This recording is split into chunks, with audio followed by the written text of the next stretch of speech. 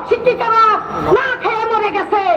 এই এই কথাটা যেন যেমন বই পুস্তকে লেখা হয় বেগম রোকেয়ার গল্প, তেমনি আমাদের গল্প লেখা হবে যে স্বতন্ত্র ইবতেদায়ী মাদ্রাসা অনুদান অনুবিহীন বিহীন না খেয়ে মরে গেছে।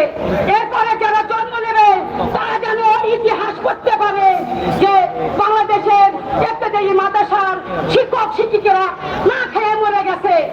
আমি এটা বলতে চাই মাওলানা প্রতিষ্ঠার কাছে, আপনি এখনো মেনে নেন, আপনি এখনো আমাদেরকে এন্ট্রিভুক্ত করে নেন। আমাদের এই ডক্টর পর্যন্ত সময় দিচ্ছি, এই সময়ের মধ্যে আমাদের বেতন এন্ট্রিভুক্ত করে দেন, না হলে কিন্তু আমরা ঐক্যজোট হয়ে ধর্মঘট এবং এখান থেকে সচিবালয়